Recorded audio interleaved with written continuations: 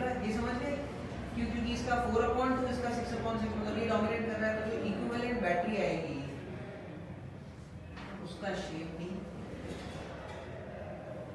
इसके जैसे ही होगा। और वो इक्विवेलेंट कितना हो जाएगा, कितना आया था 4/3 4/3 और आर इक्विवेलेंट कितना आया था 12/8 बोले तो 3/2 और ये कितने का 3 ओम का लगा हुआ, ये वाला मैंने सर्किट बनाया था इसके। ठीक है ना, चलो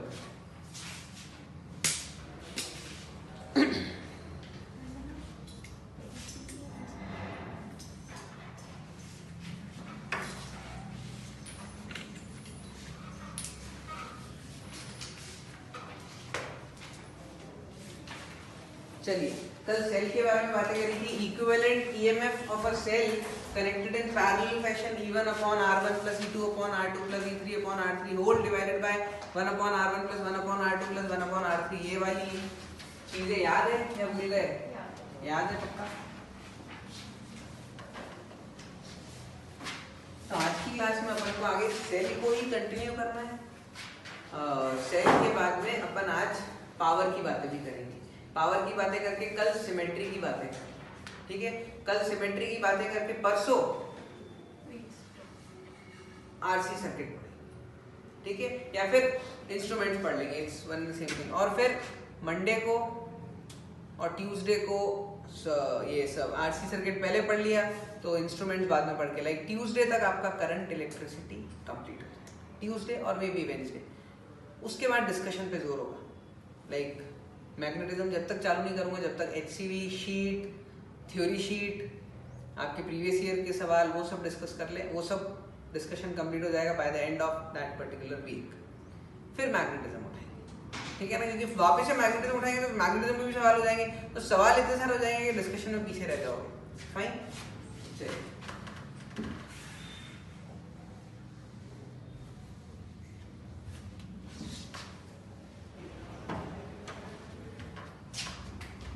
अब जो भयानक सा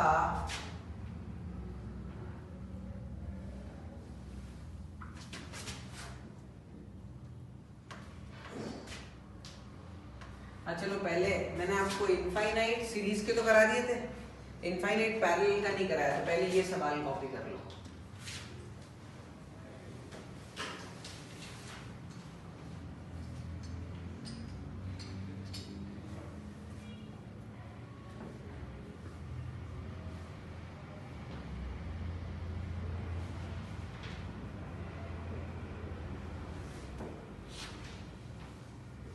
कितने पैरेलल में लगे हुए हैं? n सेल्स पैरेलल में लगे हुए हैं, हर एक का ईएमएफ ई इंटरनल रेजिस्टेंस आर। इससे पास होने वाले करंट की value find out. Find I कैसे करेंगे?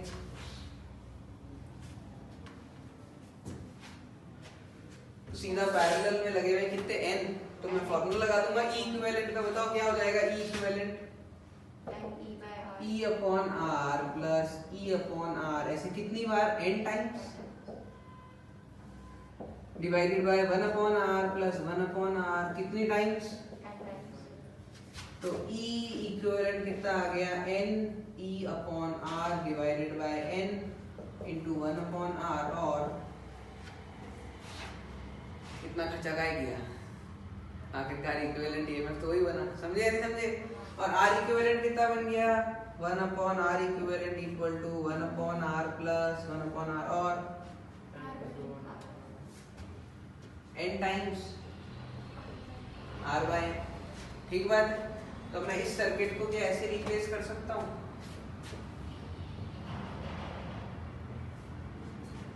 E R/n R आई आ जाएगा। इजी है डिफिकल्ट? कॉपी कर लो बेटा, तो इसका अगला आपको करना है इसलिए मैंने ये कर दिया।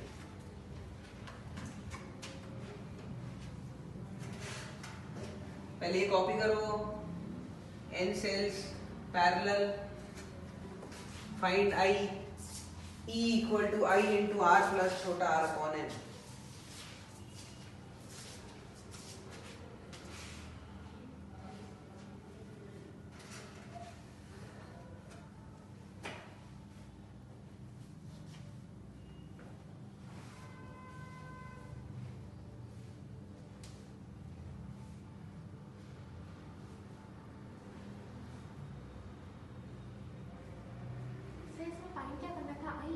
आई।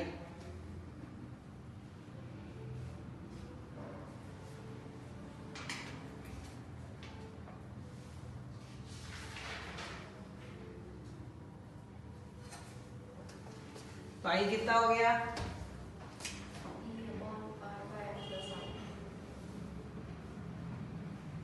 ये आ गया है।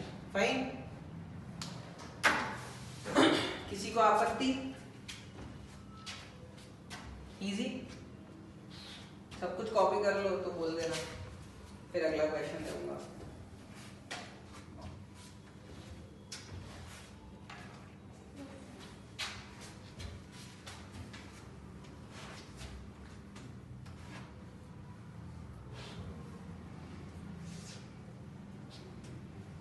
वरना मिटा दो, पक्का इजी।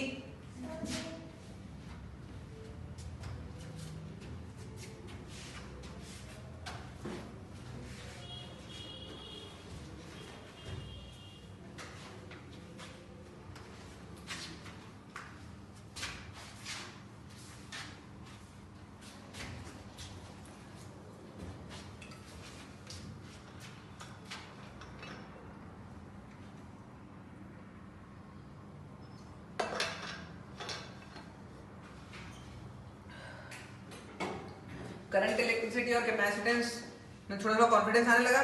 सर्किट लगा रहे हो रहे हैं नहीं हो रहे हैं? या लगा ही नहीं रहे हो? लगा रहे हो ना? घर पे जो सर्किट मिले वो उठा के लगाओ। मिटा दूं? अब देखो अगला सवाल, कृतज्ञ मिटा रहा हूं।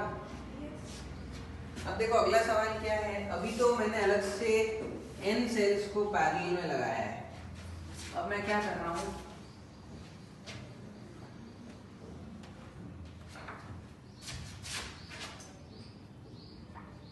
n सेल्स ऐसे लगे हुए हैं,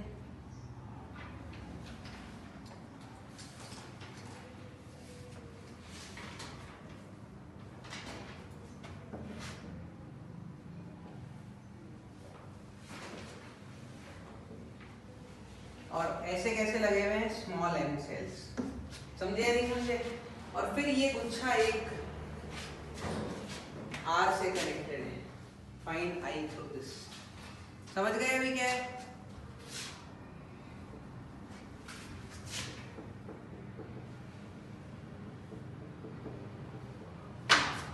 और ये बताने की जरूरत नहीं है कि हर एक सेल का EMF E है, इंटरनल रेजिस्टेंस R है।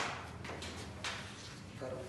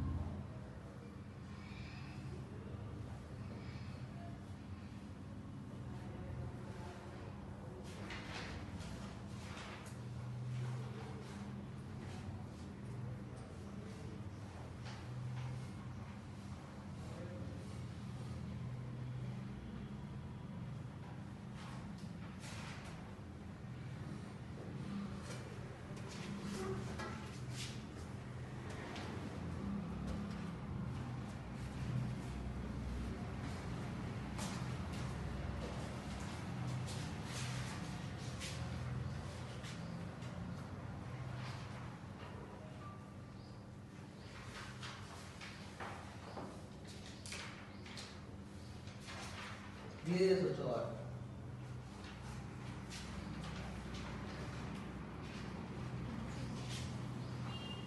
ठीक है, बट लिखा गलत है, यहाँ पर n आ रहा है, यहाँ पर भी n आ रहा है। बाकी हाँ,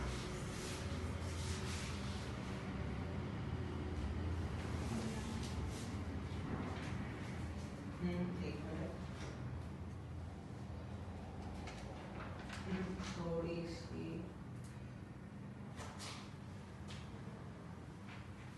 थोड़ी सी गलती कर रहा हूँ। सोचो कुछ तो गलत किया है।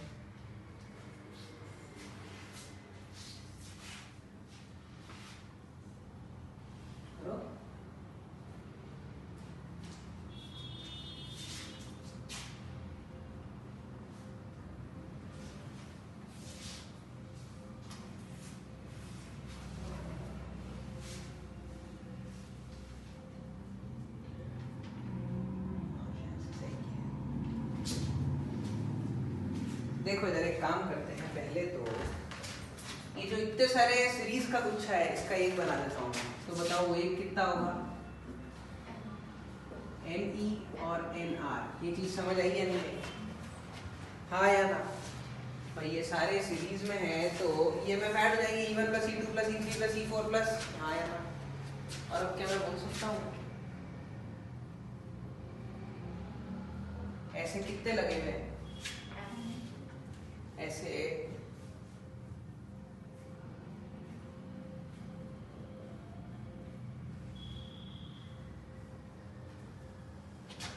यही तो सिस्टम है, हाँ या ना?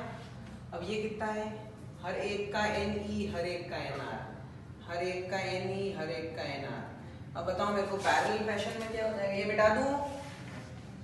पैरेलल फैशन में क्या हो जाता है? E equivalent E1 upon R1, तो NE upon NR, E1 upon R1 plus E2 upon R2 कितने times? Upon 1 upon R1 plus 1 upon R2 कितने टाइम्स? तो E इक्विवेलेंट कितना आ गया? ऊपर क्या हो गया? N से N कट गया तो M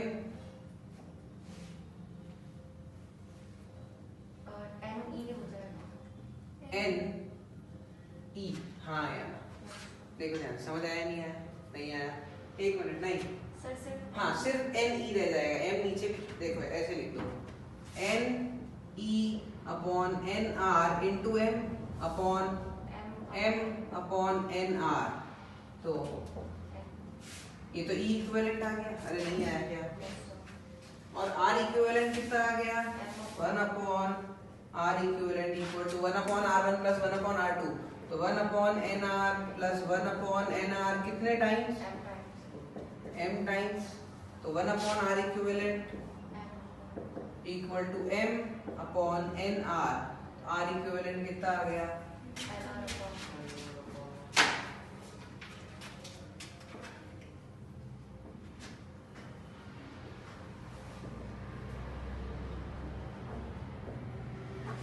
अब जो मेरा सर्किट है वो सरल सा रह गया है।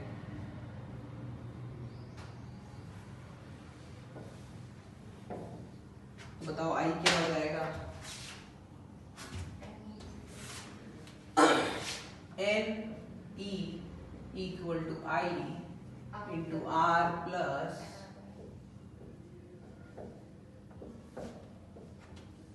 यहाँ तक सब जने कॉपी कर लो। समझ गए नहीं समझे? नहीं आया मुझे, आगे यही था, सब जने करंट तक पहुंच जाओ।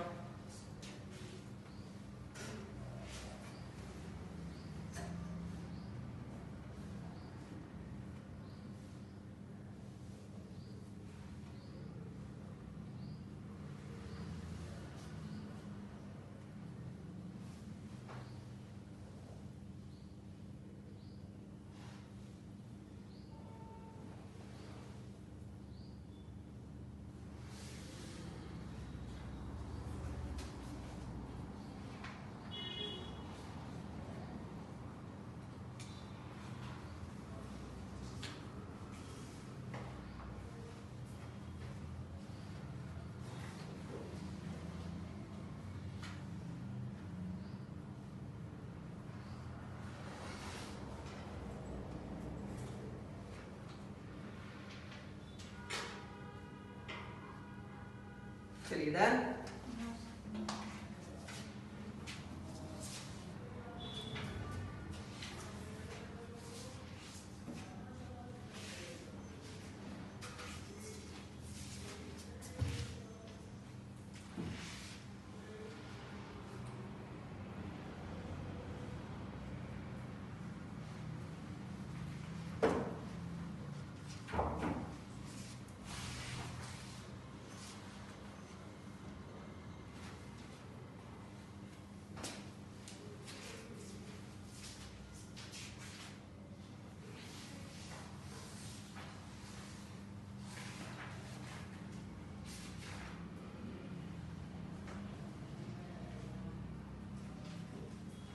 ये रटने वाली चीज है, एक बार के लिए पढ़ना, ठीक क्योंकि आप जो सवाल पूछ रहे थे वो इंग्लिश ही मिलेगा उसका जवाब सुनिधि यहाँ से, ठीक है ना। तो लाइन ढूंढना के आना और टिक कर देना, फिर भी अगर तकलीफ आए फिर सोचिए।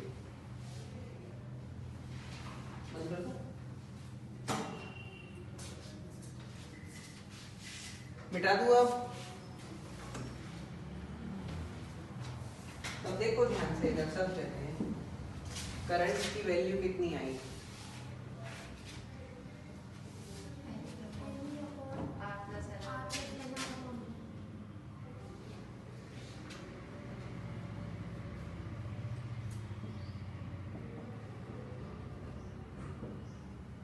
ये आ गई, हाँ यार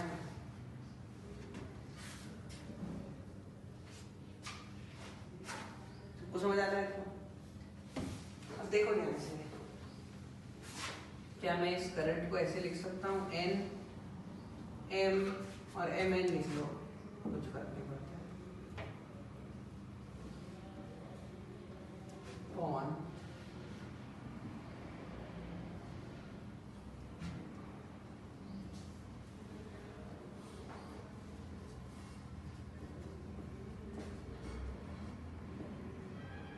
ऐसा लिख दे, हाँ यार चीज तो एक ही है। और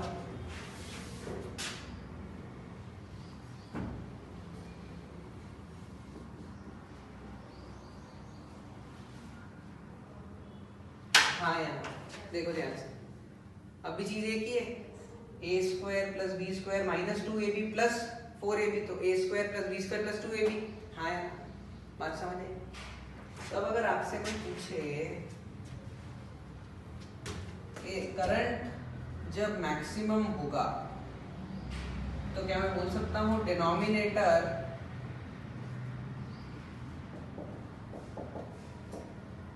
मिनिमम होगा। जब करंट मैक्सिमम है तो न्यूमरेटर अपॉन डिनोमिनेटर में डिनोमिनेटर मिनिमम होगा। और डिनोमिनेटर में देखो ध्यान से, ये तो पॉजिटिव है हमेशा, ये पूरी वैल्यू सबसे छोटी कब होगी, जब स्क्वायर वैल्यू 0 होगी। हाँ यार नहीं यही बात समझ में आ गई। तो क्या मैं बोल सकता हूँ ये मिनिमम होगा। और क्या मैं ऐसा बोल सकता हूँ एम आर बराबर एन आर, तो यहाँ पे कैपिटल आर की वैल्यू कितनी आई, कैपिटल आर की वैल्यू आई यहाँ से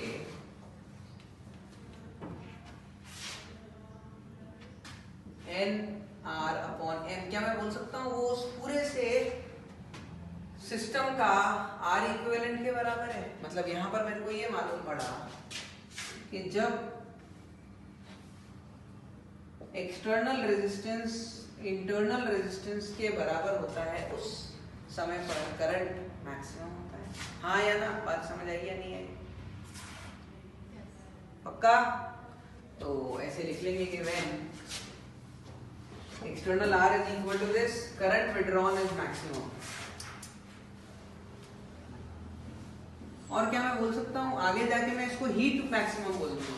हीट क्या होती है, आई स्क्वायर आर डी टी और आई स्क्वायर आर इंटू टी।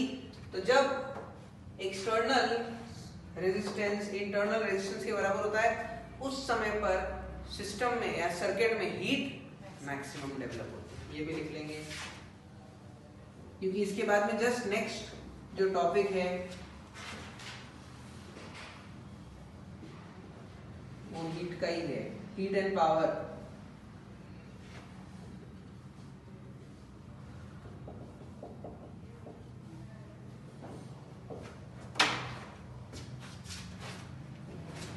कितने लोगों को रिजल्ट याद था कैसा होता है, पहले पढ़ा हुआ होगा ना? हाँ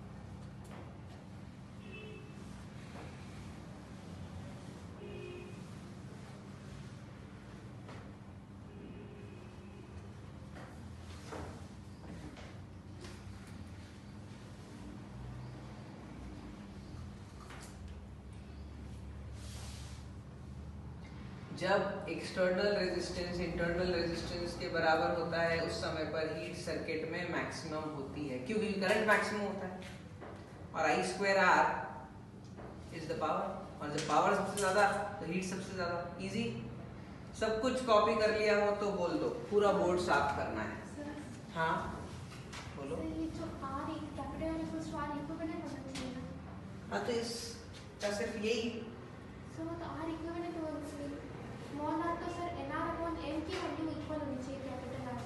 यहाँ पर n भी 1 है, m भी 1। ये अलग हो गया, बात तो एक ही हुई ना। मैंने इसको E इक्विवेलेंट R इक्विवेलेंट को ये वही वाला नहीं है, समझ रहे हो? जनरल कंसेप्ट हो गया कि जब बाहर वाला रेजिस्टेंस अंदर का जो भी है सिस्टम ऑफ सेल्स है उनका जो भी इंटरनल रेजिस्टेंस का R इक्विवेलेंट है उसके बराबर होगा, तब हीट मैक्सिमम होगी। फाइन, नहीं समझे?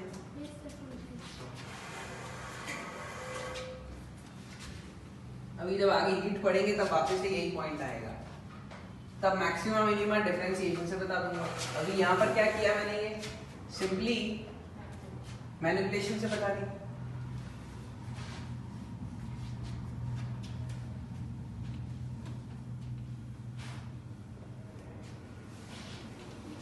नेक्स्ट लिखेंगे power and heat. Power and heat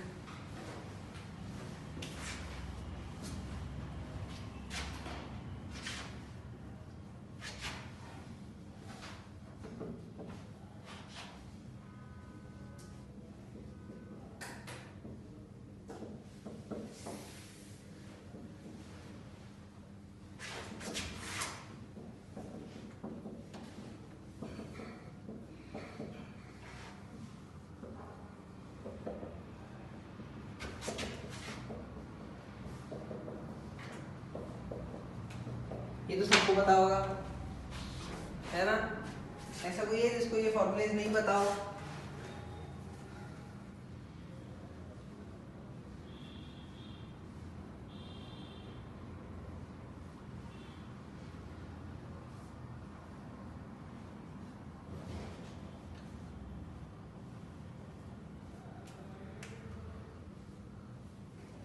done?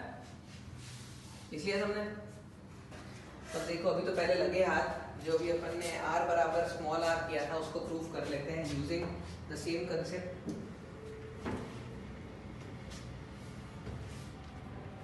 देखते हैं छोटी सी जगह में ही हो जाएगा। क्या सर्किट क्या है मेरे पास में, ये रहा सर्किट,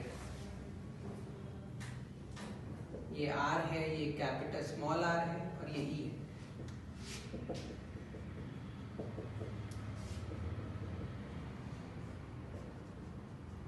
यहाँ तक ठीक है? बताओ यहाँ पर हीट इस रेजिस्टेंस में डेवलप हो रही हुई, ये तो सिस्टम ऑफ सेल्स, ये तो बैटरी है, तो हीट यहाँ पर प्रोड्यूस हो रही है, लट्टू यहाँ पर लगा रखा है। हाँ, तो बताओ मेरे को यहाँ से जो आने वाला करंट है उसके द्वारा जो हीट पैदा होगी वो क्या होगी, I स्क्वायर R T। हाँ बात समझ आई नहीं? और E का होल स्क्वायर इंटू R। हाँ यार बात समझ आई नहीं है? यहाँ पर ये R वेरिएबल हो सकता है, तो यहाँ पर तो ये वेरिएबल R कौन सा है, here capital R is variable. तो बताओ जब हीट मैक्सिमम होगी तो DH, यहाँ पर क्या मैं ऐसे बोल सकता हूँ, heat is a function of R, तो मेरे को हीट का मैक्सिमम मिनिमम निकालना है, तो DH अपॉन DR बराबर 0 कर दे। हाँ या ना भाई, टाइम का थोड़ा ना फंक्शन है, टाइम तो बढ़ते रहेगा, ठीक है? या तो पावर बोल दो I स्क्वायर R, ये कितनी पावर कंज्यूम कर रहा है उतनी की उतनी हीट आएगी। बात समझ में आ रही है नहीं आ रही है? ये R निकालना है मेरे को, तो इन टर्म्स ऑफ मेरे को तो ये पता है और ये पता है, तो मैंने यहाँ पर DH upon DR equal to 0 किया, तो बताओ मेरे को इसके अंदर कौन सा रूल लगेगा, division rule, U upon V rule. तो बताओ डिफरेंशिएशन अगर आप लोग को आता है, सबसे पहले क्या कर देंगे अपन, डिनोमिनेटर का स्क्वायर r प्लस r की पावर 4, जिसका स्क्वायर कर दिया है उसको यहाँ पर चुपचाप से बिठा दिया, इनटू ये r है, r का डिफरेंशिएशन 1 माइनस डिफरेंशिएशन r का हो गया इनटू इसका डिफरेंशिएशन क्या हो जाएगा, 2 पावर है वो आगे आ जाएगी,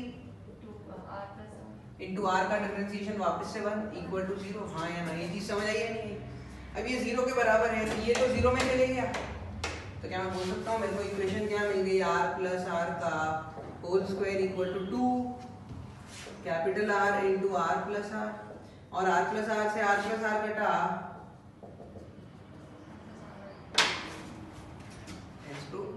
समझ गए नहीं समझे? नहीं आया वरना आगे ना, इजी है, नहीं आया कॉपी कर लो।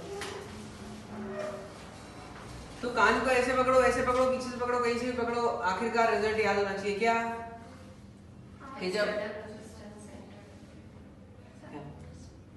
कंफ्यूज हो गए तो क्या हो गया, बोलो आंसर बोल रहे थे कि भाई करंट मैक्सिमम या फिर power develop in the resistance capital R or heat developed in the resistance is maximum when capital R is equal to small r. Copy कर लो। हाँ सर जो फर्स्ट फॉर्म में लिखा है ना heat equals to I square R, हाँ sir उसको और नीचे वाले में R upon capital R plus small r। अरे तो वो e स्क्वायर और t तो मैंने 0 में डाल दिया। सर वैसे I की इक्वेशन में भी तो लिख सकते हैं। नहीं समझ गई। हाँ जो भी है देखो ये मेरे को नहीं समझ आ रहा आपके क्या डाउट है, ये चीज आपको याद करनी है। मैंने इसको आपको डिफरेंशिएशन से भी बता दिया और मैनिपुलेशन से भी बता दिया।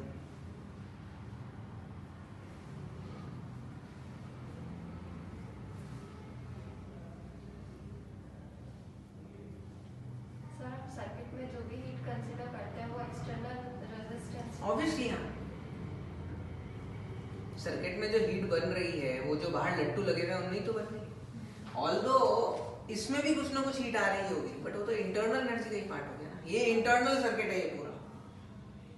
अब आप सर्किट को इंटरनल और एक्सटर्नल अलग अलग देखोगे तो एक्सटर्नल में यहाँ हीट बन रही है, इंटरनल में यहाँ हीट बन रही है।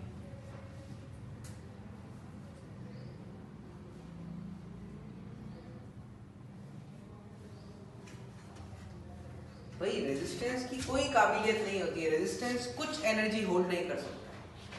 तो ये बैटरी जो भी पावर जनरेट कर रहा है वो सारी की सारी यहाँ पर हीट में ही डिस्ट्रॉय हो रही है। रेजिस्टेंस कुछ एनर्जी को होल्ड नहीं कर सकता है, तो जो भी बैटरी ने हीट भेजी है वो हीट में ही जाएगी।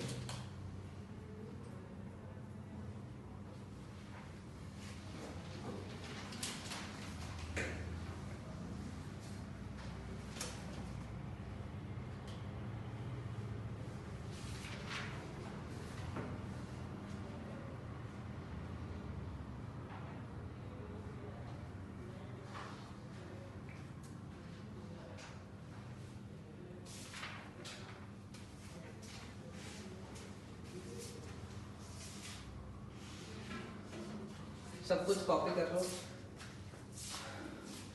तो बोल देना हो गया।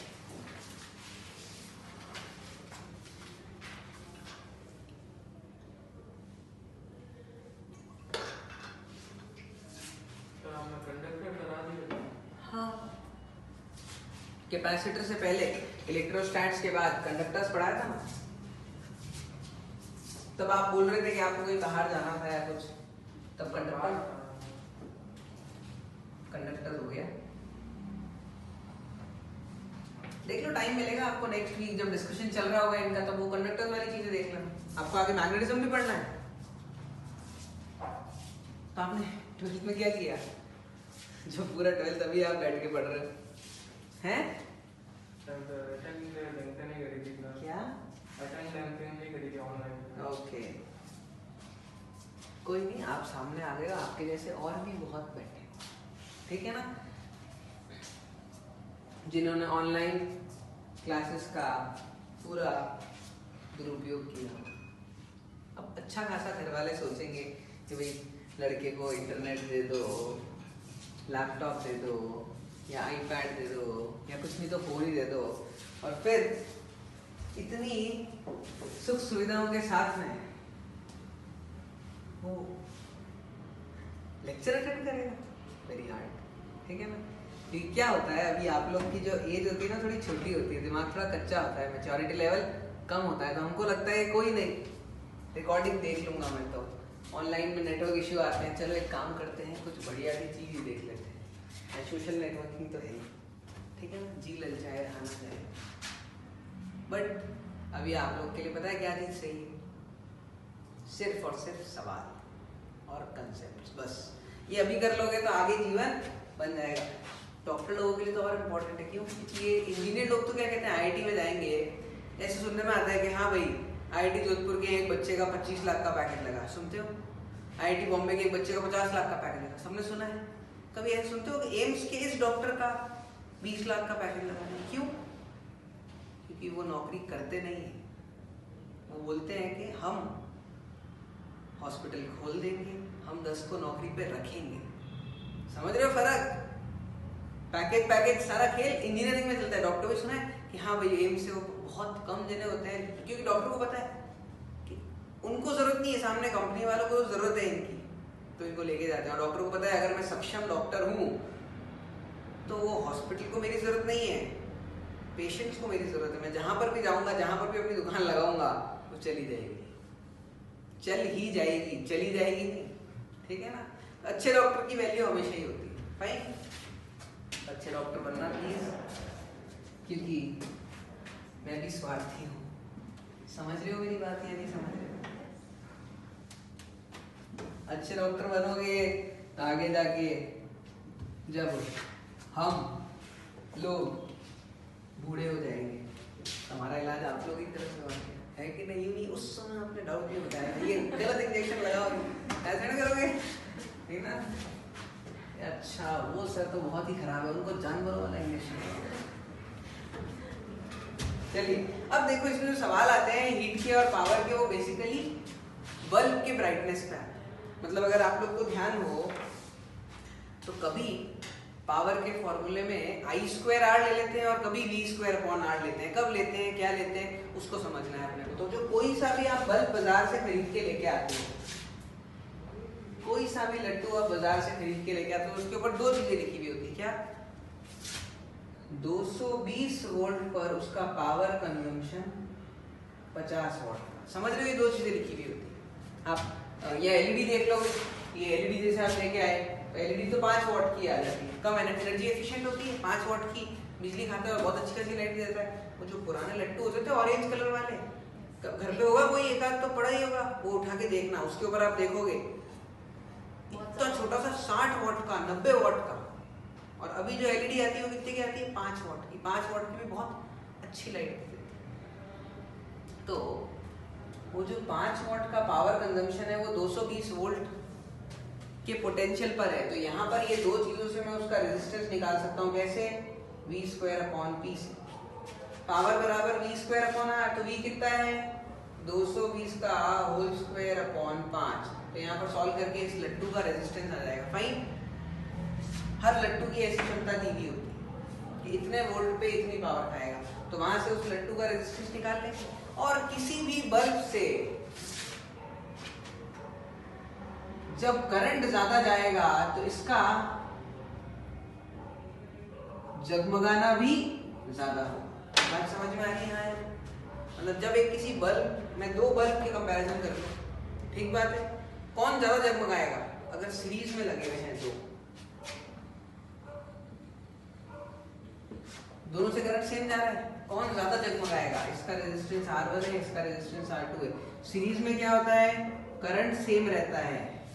तो क्या मैं बोल सकता हूं जिसका रेजिस्टेंस ज्यादा होगा वो ब्राइट ज्यादा होगा। एग्जांपल के तौर पे if R1 is greater than R2 then power consumed by this will be equal to what? I²R1। ये ज्यादा पावर कंज्यूम कर रहा है तो ये ज्यादा तेज चमक रहा है। बात समझ आई? क्यों? क्योंकि जो इलेक्ट्रिकल एनर्जी है उसको वो ल्यूमिनस एनर्जी के अंदर कन्वर्ट कर रहा है। हाँ या ना? ल्यूमिनस इंटेंसिटी याद करो, 7 basic fundamentals of dimensions, mass, length, time, mole, luminous intensity, temperature.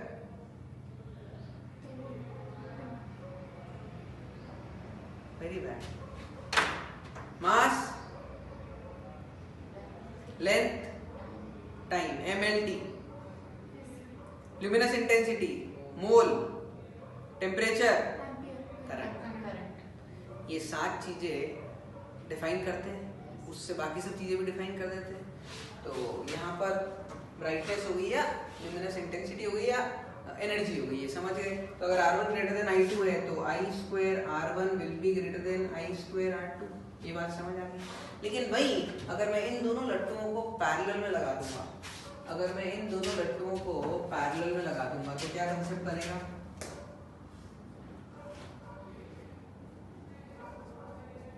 Potential same हो जाएगा। अभी पोटेंशियल सेम है तो V स्क्वायर अपॉन R, जिसका रेजिस्टेंस कम होगा वो ज्यादा पावर कंज्यूम करेगा तो वो ज्यादा चमकेगा। बात समझ आई या नहीं आई? हाँ या ना?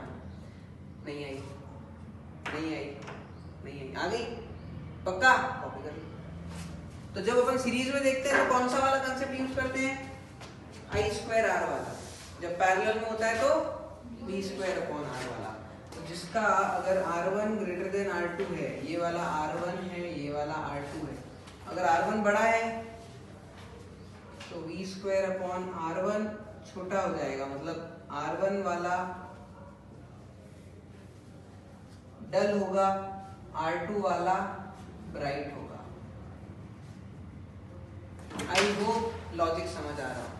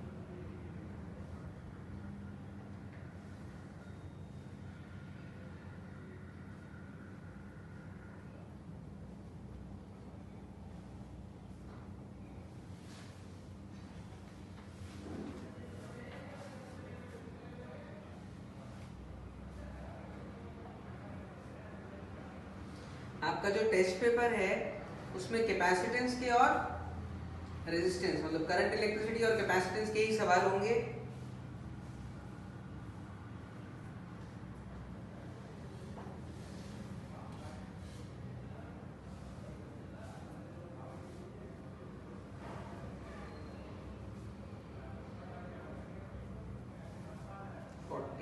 प्लस 13 कितना हुआ? 41 प्लस 13 हुआ 54। सर हमारा भी पेपर आपने होना है क्या? कौन सा वाला? सैटरडे को जो है नहीं। अच्छा, आपका जो सैटरडे को पीस कंप्लीट जिसमें 12th आ रही है मोस्ट प्रोबेबली, मैंने नहीं बनाया। मैंने तो नीट वालों बच्चों का पेपर बनाया जिसमें सिर्फ और सिर्फ करंट होगा, कैपेसिटेंस होगा। अच्छा पेपर है, क्या कहते हैं, एकदम इजी पेपर नहीं कि भाई बस नॉर्मल पेपर, ठीक है ना। सर्किट होंगे, थोड़ा दिमाग लगाना होगा। सब कुछ कॉपी कर लो तो अपनी करंट इलेक्ट्रिसिटी की शीट का, सब कुछ कॉपी कर लो तो अपनी करंट इलेक्ट्रिसिटी की शीट का क्वेश्चन नंबर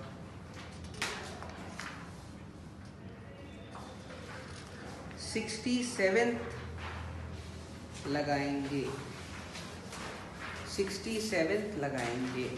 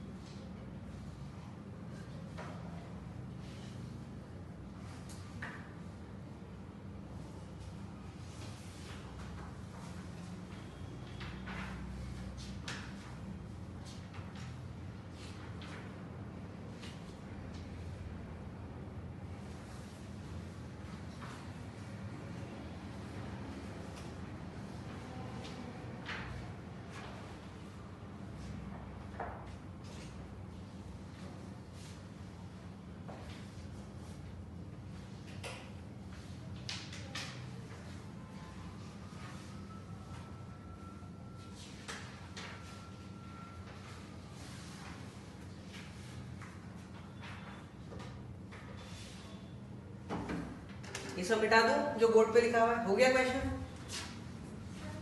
ठीक है, आराम से टेक योर टाइम, कोई जल्दबाजी नहीं है।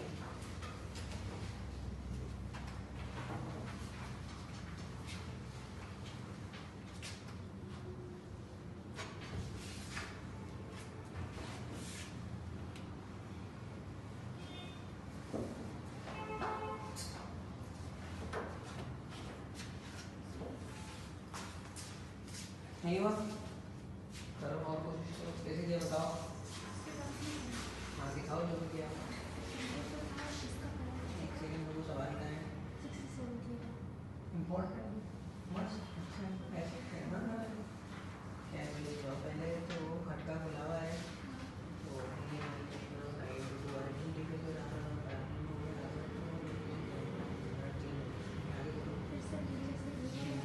डिस्ट्रीब्यूट कर करा के देखिए आप।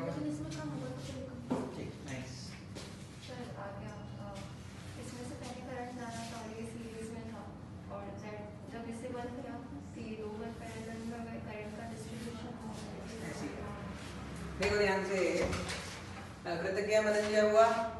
नहीं हुआ। हो गया? नहीं हुआ। देखो इधर ध्यान देखो, ये एक लट्टू,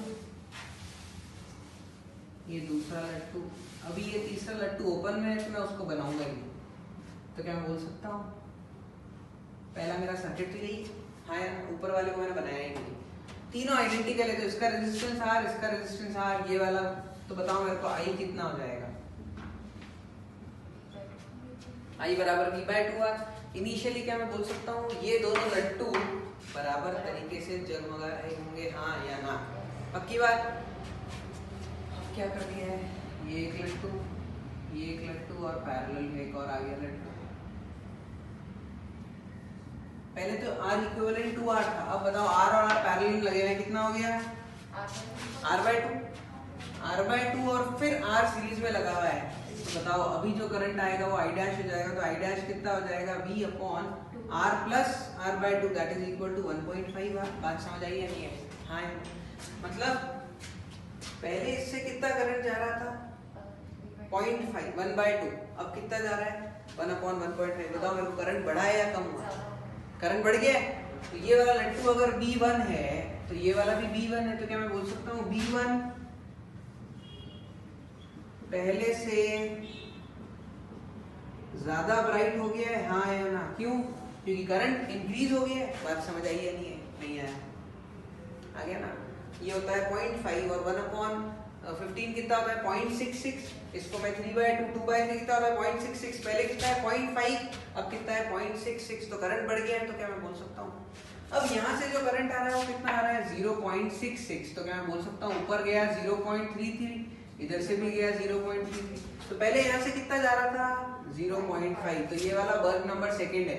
इस बल्ब की अगर मैं बात करूँ तो B2 पहले से डल हो गया है, हाँ या ना? पहले ज्यादा करंट, कम करंट, तो डल हो गया है, मतलब लेस ब्राइटनेस कम, हाँ या ना? और B3 ऊपर वाला लट्टू पहले तो 0 था, अब ब्राइट हो गया है। पहले तो जगमगा ही नहीं रहा था, अब तो जगमगाने लग गया है। बात समझ आ गई? हाँ यार, पक्की बात। तो ये जो सवाल होते हैं इनको करंट से, वोल्टेज से कैसे देखते हैं? ऐसे देखते हैं। समझ गए सब जने? पक्की बात। आगे सवाल आएगा, घबराओगे तो नहीं?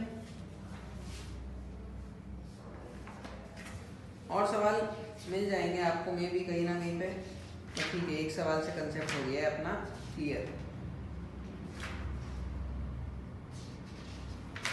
ये शीट और कैपेसिटर वाली शीट नहीं मिली ना आपको? कोई एक जना मेरे को व्हाट्सएप पे भेजेगा वो शीट अभी, ताकि मैं अभी हाथों हाथ उसको फॉरवर्ड करा के उसको बोलूँ कि उसका प्रिंट ला के दो इन बच्चों को, क्योंकि नेक्स्ट वीक का डिस्कशन होगा ना, तो अभी आपको शीट मिल जाएगी तो कर लोगे, टाइम मिलेगा। चलिए आगे बढ़ सकता हूँ? हाँ यार, नेक्स्ट कंसेप्ट पे आ जाओ। अब सिमेट्री पढ़ो। सिमेट्री स्टार्ट करें।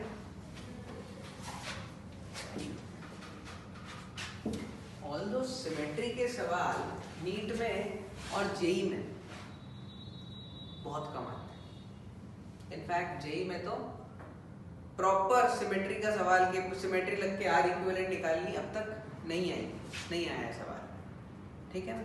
और नीट के अंदर भी नहीं आया है सवाल, बट फिर भी ठीक है, कभी कभी क्या होता है कोई क्वेश्चन आता है तो सिमेट्री से इजीली सॉल्व हो जाता है।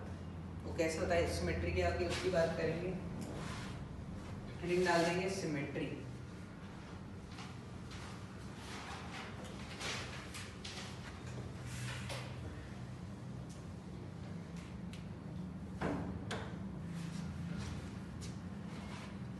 हेडिंग डाल देंगे सिमेट्रिकल सर्किट और सिमेट्री। दो टाइप की सिमेट्री होती है, एक होती है वर्टिकल, एक और होती है हॉरिजॉन्टल। एक होती है वर्टिकल, एक होती है हॉरिजॉन्टल। वर्टिकल बोले तो ये क्या दिख रहा है आपको, ये क्या दिख रहा है आपको? अगर आपको किताब में ऐसा लिखा हुआ हो तो आप उसको क्या पढ़ोगे, क्या पढ़ोगे उसको, क्या पढ़ोगे उसको? आई। हाँ या ना? आई होता है ऐसा, यही तो होता है आई। अब क्या पढ़ोगे? आई। तो वर्टिकल में करंट सेम रहता है, वर्टिकल सिमेट्री में करंट याद रखने का तरीका है, ठीक है ना। वर्टिकल सिमेट्री में करंट सेम रहता है, कैसे सेम होता है, क्या सेम होता है, वो बात की बात है। वर्टिकल सिमेट्री में करंट सेम होता है, तो दूसरी चीज में कौन सा हो जाएगा? वोल्टेज। समझ गए या नहीं समझे? वर्टिकल सिमेट्री में करंट सेम होता है, हॉरिजॉन्टल सिमेट्री में वोल्टेज सेम। और देखो कोई सी भी सिमेट्री होती है वो कब लगती है, जब कोई सी भी सिमेट्री कब लगती है, मैंडेटरी कंडीशन क्या है, सिस्टम को that is all resistance plus battery को एक साथ कट करते हैं। समझ रहे हो? सिर्फ सिस्टम को नहीं, बैटरी को भी कट करना होता है साथ। व्हीटस्टोन ब्रिज एक इकलौती मतलब और भी होते हैं जिसमें दोनों सिमेट्री लगती है, लेकिन व्हीटस्टोन ब्रिज के अंदर दोनों सिमेट्री लगती है, वर्टिकल भी और हॉरिजॉन्टल भी। तो हम व्हीटस्टोन से दोनों सिमेट्री समझेंगे एक एक करके। तो देखो ध्यान से, पहले वर्टिकल सिमेट्री समझ लें क्योंकि वो इस साइड है। ये व्हीटस्टोन ब्रिज बनाया मैंने। अब ये मत बोलना व्हीटस्टोन ब्रिज क्या होता है, कुछ तो पता है ना व्हीटस्टोन के बारे में कि दिस अपॉन दिस बराबर दिस अपॉन दिस होता है, ठीक बात है। और ये एक और ये 5 का रेजिस्टेंस और ये यहाँ पर बैटरी लगाएगी। बात समझ आई? देखो ध्यान से, ये आर, ये भी आर, ये भी आर, ये भी आर। सिमेट्री क्या कह रहे हैं, सिंप्लिसिटी के लिए मैंने इसे सेम बोल दिया, ठीक बात है। हाँ या ना? वर्टिकल सिमेट्री बोले तो इस पूरे सिस्टम को और बैटरी को एक साथ वर्टिकली कट करना है। तो ये मिरर इमेजेस है। तो देखो ध्यान से, क्या मैं बोल सकता हूँ आधी बैटरी इस साइड रह गई, आधी बैटरी उस साइड रह गई। ये बैटरी का पॉजिटिव टर्मिनल ले लो। समझ रहे हो मेरी बात को या नहीं समझ रहे हो? आधी बैटरी इस तरफ, आधी बैटरी उस तरफ। मिरर इमेज ये इधर जैसा है, इसकी मिरर इमेज ऐसी इधर, तो करंट सेम रहता है। बोले तो जो ब्रांचेस है, मतलब इसकी मिरर इमेज कौन सी है, ये, इसकी मिरर इमेज कौन सी है, ये। तो यहाँ से जो करंट जा रहा होगा यहाँ से वही करंट फ्लो होगा। बात समझ आई? हाँ या ना? नहीं आया? समझ गए? पक्की बात? और यहाँ से जो करंट जा रहा होगा वही यहाँ से जा रहा होगा। ऑल्दो आई और आई डैश इस केस में दोनों सेम हो जाएंगे, बट अगर अलग करने हो तो ये लो भाई, अब अलग अलग हो गए। हाँ यार, तो देखो ध्यान से, 1/2 बराबर 1/2। तो यहाँ से जो करंट जा रहा होगा वो यहाँ से जा रहा होगा, मतलब ये वाला करंट यहाँ बिल्कुल भी नहीं जा रहा है, ये वाला करंट यहाँ बिल्कुल भी नहीं जा रहा है, मतलब बीच वाली ब्रांच से करंट 0 होगा। यही तो व्हीटस्टोन ब्रिज होता है। हाँ यार, ठीक है। अब मैं वर्टिकल सिमेट्री का एक और एग्जांपल लगाता हूँ, लगे हाथ।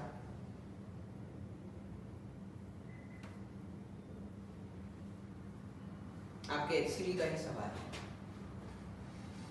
जो मेरे से कौन पूछ रहा था कल, बोलो। आपने पूछा था ना? अच्छा आज ही पूछा था, ये हो गया, देखो आज ही हो जाएगा। ये हर एक छोटा छोटा रेजिस्टेंस जो है ना वो R दे रखा है।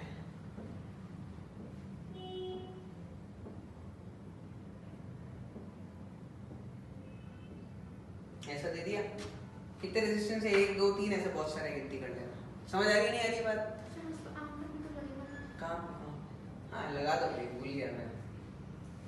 समझ गए ना, सब आ गए। अब तो अब मैंने क्या किया है, इधर और इन 2 पॉइंट के अक्रॉस मेरे को, इन 2 पॉइंट के अक्रॉस मेरे को R इक्विवेलेंट निकालना है। फाइन, तो मैंने यहाँ पर बैटरी लगा दी। बताओ क्या वर्टिकल सिमेट्री लग रही है? जैसा भाग राइट में है, मिरर इमेज है क्या? इधर देखो ध्यान से, दिख रहा है नहीं दिख रहा है? अरे हाँ ना बोलो, पक्का दिखा? मतलब इस वाली ब्रांच का मिरर इमेज कौन सा है? ये वाली ब्रांच, हाँ या ना? ये वाली ब्रांच का मिरर इमेज कौन सा है? ये वाला। मतलब यहाँ से जो भी करंट आएगा वो सारा का सारा यहाँ से पास हो जाएगा। मतलब यहाँ से जो भी करंट आएगा वो सारा का सारा यहाँ से पास हो जाएगा। मतलब यहाँ से जो भी करंट आएगा वो सारा का सारा यहाँ से पास हो जाएगा। तो सर्किट क्या हो गया देखो ध्यान से, सिंपली जब यहाँ से आने वाला करंट सारा का सारा इधर जा रहा है तो खोल दो ना सर्किट। बात समझ आई या नहीं आई? नहीं आया, नहीं आया भाई। देखो ना व्हीटस्टोन के अंदर क्या मैं बोल सकता हूँ, यहाँ से जो करंट जा रहा था वही यहाँ से जा रहा था, तो इधर से कोई करंट नहीं जा रहा है, तो इसको हटा ही दो। हम व्हीटस्टोन में इसको हटा ही देते हैं। व्हीटस्टोन में अपन सिंपली इसको और इसको ऐसे मान लेते हैं। सिमिलरली यहाँ पर देखो ध्यान से, ये वाला जो करंट आ रहा था इधर वाली से आई, वो सारा का सारा इधर जा रहा है। मतलब ये करंट को तो ऊपर इसका कुछ मतलब ही नहीं है, तो मैंने यहाँ पर इसको खोल दिया अलग से। ये देखो ये इधर आ गया। अब ये एक आर, ये एक आर, ये एक आर, ये एक आर, ये एक आर, ये एक आर, ये एक आर, कोई रहा तो नहीं? अब देखो ध्यान से, आर और आर कैसे लगे हुए हैं? सीरीज। 2R और R पैरेलल, कितना हो गया? 2R/3। 2R/3 plus R series, 2R/3 plus R 5R/3, 5R/3 plus R 8R/3। मतलब क्या मैं बोल सकता हूँ, नीचे वाला तो पूरा हो गया 8R/3, ऐसे ही ये टॉप वाला भी हो जाएगा सेम, और बीच वाला कितना हो जाएगा? R और R सीरीज में 8R/3, 8R/3 पैरेलल में कितना हो जाएगा? 4R/3, 4R/3 और 2R पैरेलल में 4R/3 into 2R upon 4R/3 plus 2R। Solve करो कितना है? 4 2 8, 3 6, 8/10 R। आंसर चेक करो, समझ गए? हो गया, डन। वर्टिकल सिमेट्री में क्या होता है, सारे रेजिस्टेंस को प्लस बैटरी को एक साथ कट करते हैं, और अगर मेरे को मिरर इमेज मिलते हैं तो करंट सेम रहता है। किस किस में? मिरर इमेजेस के अंदर। डन, आंसर चेक कर लो। हम लोग एक्सपीरियंस, प्रैक्टिस। व्हीटस्टोन में अभी आगे बताऊंगा मैं, इसमें हॉरिजॉन्टल भी लग जाएगी, लेकिन उससे कुछ मिलेगा नहीं, बट उससे कुछ होगा नहीं, कुछ नहीं हुआ। हॉरिजॉन्टल सिमेट्री होगी, ओके फाइन, फिर आगे थोड़ी ना बढ़ पाया अपन।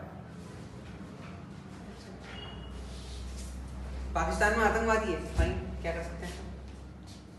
इस कमरे में कोई आतंकवादी है तो अपन कुछ कर पाएंगे? तो हमारे मतलब का तो भागेंगे अपन, समझ रहे हो? ऐसे ही यहाँ पर हॉरिजॉन्टल सिमेट्री भी लगेगी, इसमें भी हॉरिजॉन्टल सिमेट्री लगेगी, लेकिन उसमें हॉरिजॉन्टल सिमेट्री लगने से मैं बोल दूंगा ये बीच वाली ब्रांच हट रही है। इसमें हॉरिजॉन्टल सिमेट्री लगा के मेरे को कुछ नहीं मिल रहा है, जरूरी थोड़ी ना हर किसी में सब कुछ लगाना है।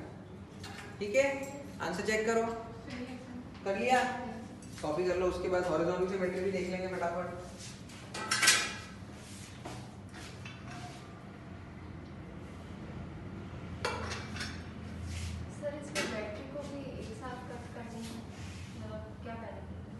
क्या बेनिफिट है? बेनिफिट क्या कंसेप्ट है? मतलब उससे डिफरेंस क्या क्रिएट होगा? क्वेश्चन के अंदर आ जाएगा। आगे एक क्वेश्चन करेंगे उसमें बैटरी को नहीं लेंगे तो, समझ रहे हो ना? ये कंसेप्ट होता है, क्योंकि सिस्टम को काटना है मेरे को, और सिस्टम में बैटरी भी इंक्लूडेड है। लिख नहीं रहे हो? नहीं सर, वही लिखना है सब।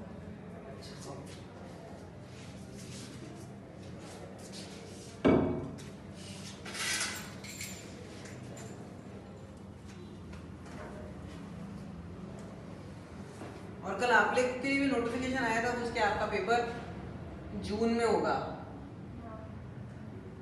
ऐसा कहीं पे न्यूज तो आई थी।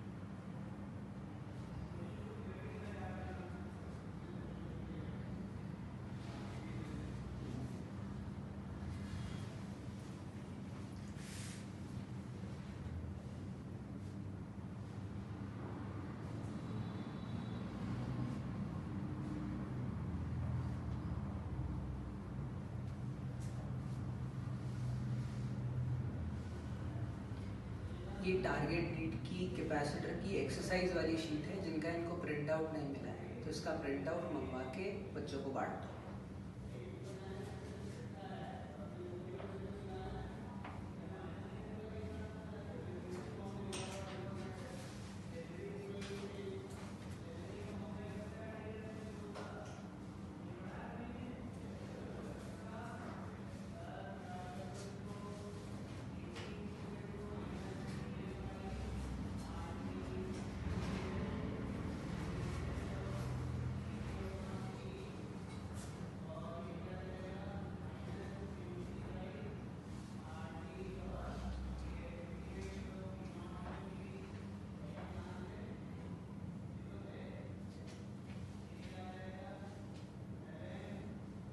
डन।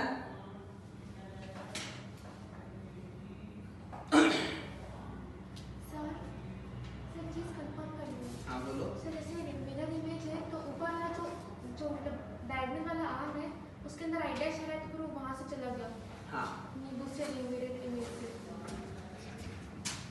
यहाँ से जो आया इसकी मिरर इमेज ये है, ये इधर चलेगी।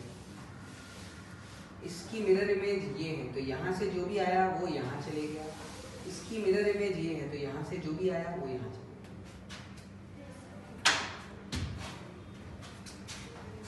डन।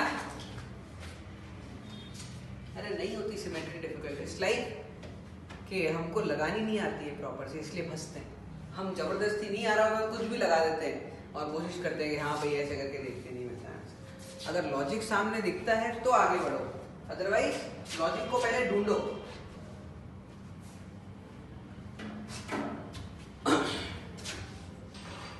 ये इक्वेशन हो गया वर्टिकल सिमेट्री का, इजी। आराम से टेक योर टाइम। ये तो सिमेट्री होती है वर्टिकल। अब हॉरिजॉन्टल पे आ जाता हूँ, थोड़ा जल्दी जल्दी लिख लोगे। Yes sir. एक जगह छोड़ दो, क्या कहते हैं समझा होता है, वहां पर कॉपी कर लेना खुद से। कर लोगे ना, सीरीज पैरेलल की गणित है वो तो आगे। चलो भाई अब वर्टिकल के बारे में आते हैं। हॉरिजॉन्टल ये वाली चीज तो इसमें भी मैंडेटरी रहेगी। हॉरिजॉन्टल सिमेट्री में क्या होता है, अगर सिस्टम को और बैटरी को एक साथ कैसे कट करेंगे हम अपन, हॉरिजॉन्टली कट करेंगे। तो ये ले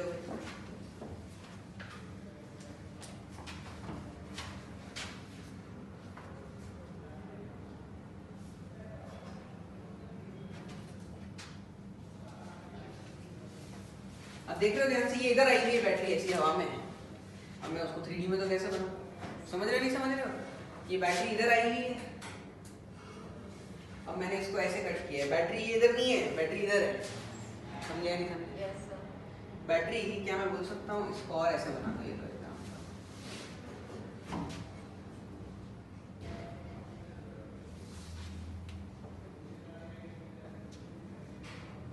समझे या नहीं समझे? यूं थोड़ा कोशिश करिए बट ठीक है, समझ जाओ। ठीक है, जैसी ऊपर पिक्चर है इसमें तो बिल्कुल ही समझ नहीं आ रहा। ठीक है ना, ये प्लेन हो गया ऐसा, और क्या मैं बोल सकता हूँ?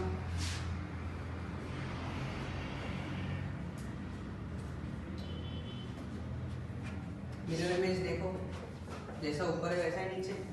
तो ऊपर वाले इस पॉइंट का जो पोटेंशियल होगा वही इसका पोटेंशियल होगा। बात समझ आई या नहीं आई? हाँ या ना, बस ये कंसेप्ट होता है। अब बताओ मेरे को, यहाँ पर बीच में जो रेजिस्टेंस है उसके अक्रॉस पोटेंशियल डिफरेंस जीरो है, तो कोई करंट फ्लो करेगा क्या बीच वाले से? नहीं।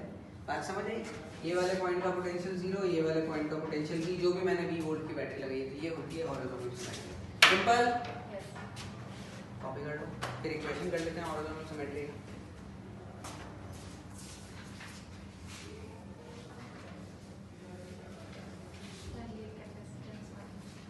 कौन सा वाला? कौन सा वाला? सर जब ऐसे अप्लाई करेंगे तो ये तो चला ही जाएगा। बीच वाला हो गया, बीच वाला हो गया, ये वाला नहीं बीच वाला, ये वाला हो गया। बीच में देखो ना, दिस अपॉन दिस बराबर दिस अपॉन दिस, इधर देखा मैंने, दिस अपॉन दिस बराबर दिस अपॉन दिस, ये वाला हो गया, बीच वाला दोनों उड़ी गए। सर ये सारे रेजिस्टर्स इक्वल। हाँ इक्वल, तभी तो सिमेट्री होगी। अगर मैं यहाँ पर R बोल दूँ, यहाँ पर 4R बोल दूँ, तो मिरर इमेज कैसे? हाँ, इसलिए V1 और V1 दोनों सेम है। हाँ, अगर सिमेट्री है, अगर मिरर इमेजेस हैं ये और ये, तो पोटेंशियल सेम होगा। तो ये पहले मुझे क्वेश्चन लगा इसमें रेजिस्टर सारे अलग-अलग हैं। तो नहीं लगती सिमेट्री, तो वो भयानक सवाल हो जाता, तो हमारा मतलब का ही सवाल नहीं। हर एक पर बेटा सिमेट्री लगा सकते हैं, समझ गए? मिटा दूँ? अब एक इसका सवाल कर लेते हैं।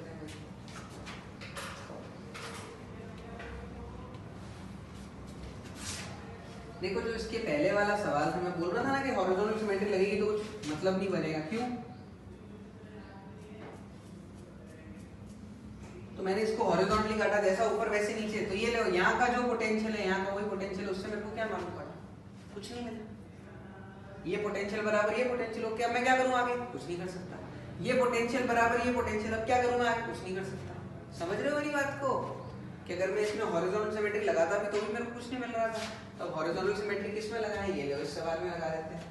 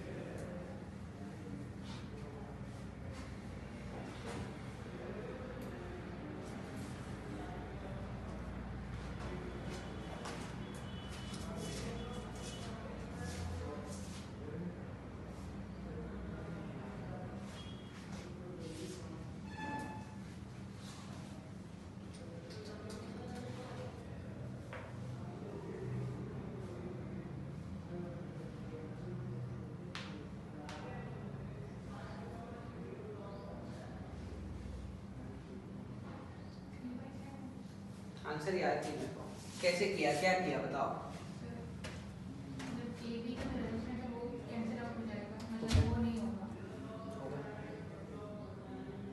देखो इधर ध्यान दे। अब यहाँ पर सिमेट्री कैसे लग रही है? हमको तो लग रहा है कि यहाँ पर वर्टिकल सिमेट्री। कितने लोगों को ये लग रहा है कि वर्टिकल सिमेट्री लग रही है? एक को लग रहा है। इसीलिए बैटरी, आप पूछ रहे थे ना कि बैटरी क्यों? इसीलिए बैटरी। ठीक है, अब बताओ। हाँ, हॉरिजॉन्टल कैसे लगी बताओ? सर ए और बी, अब जैसे बैटरी ड्रॉ करेंगे तो ए और एग्जैक्टली। देखो इधर ध्यान से, मैं यहाँ पर इन दोनों के बीच में बैटरी लेके आऊंगा। ठीक है, तो बैटरी का ये पॉजिटिव टर्मिनल, ये बैटरी का नेगेटिव टर्मिनल। अब मैं इसको कैसे काट रहा हूँ? हॉरिजॉन्टली काटिया है। मतलब जब बैटरी को ऐसे काटते हैं तो वर्टिकल होता है, और जब बैटरी को ऐसे काटते हैं तो हॉरिजॉन्टल होता है।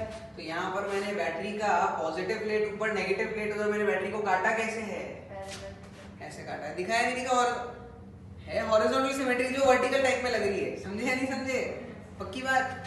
तो क्या मैं बोल सकता हूँ इस पॉइंट का जो पोटेंशियल इस पॉइंट का वही पोटेंशियल, हाँ या ना? मतलब ये वाला कैपेसिटर उड़ गया, बात समझ आई या नहीं आई? इस पॉइंट का जो पोटेंशियल इस पॉइंट का वही पोटेंशियल, मतलब ये वाला रेजिस्टेंस भी उड़ गया।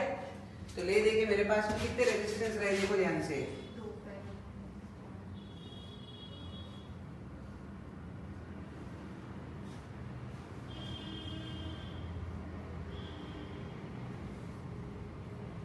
Are R R 3R, R R R 3R,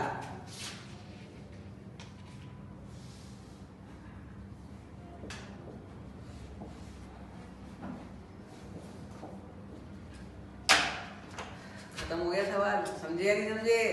battery की इंपॉर्टेंस पक्का? तो सिमेट्री को लेके बहुत लोड लेने की जरूरत नहीं है, क्यों? क्योंकि मेरे को तो पता है इसमें ये सिमेट्री लगती है, ठीक है ना? और जो बच्चा पहली बार सिमेट्री सीख रहा है उसको ये लगाना थोड़ी सी मुश्किल होती है। बट याद क्या रखिए, ये बैटरी को वर्टिकली काटा है, ये बैटरी को हॉरिजॉन्टली काटा है। अगर कोई यहाँ पर बैटरी नहीं लगाया और वर्टिकली काट दे और फिर बोले कि यहाँ पर जो करंट है उससे, समझे मेरी बात को? उससे हासिल कुछ नहीं होगा वर्टिकल सिमेट्री से। बात समझ आ गई? पक्का? क्लास वाइंड अप करूं, हाँ या ना? अब सिमेट्री के अंदर और जो डिफरेंट क्वेश्चंस आते हैं वो आते हैं, एक तो वो इनफाइनाइट ग्रिड वाले जो कैपेसिटेंस का किया था अपन ने, ठीक है ना, वो वाले सवाल कल करेंगे। और एक क्यूब के लेके सवाल होते हैं कि भाई क्यूब के इन दो पॉइंट के बीच में इक्विवेलेंट रेजिस्टेंस, वो वाले सवाल कल करके सिमेट्री को साफ करके इंस्ट्रूमेंट की तरफ बढ़ जाएंगे, या फिर आरसी सर्किट पहले पढ़ लेंगे, डिपेंडिंग ऑन कल का माहौल, ठीक है ना? फाइन। आप अपनी शीट लगातार लगाते रहिए, एक बार ये दोनों चैप्टर्स की थ्योरी व्योरी कंप्लीट हो जाएगी, उसके बाद तो डिस्कशन ही डिस्कशन, लाइन से 2 या 3 क्लास तक डिस्कशन। चलिए, थैंक यू।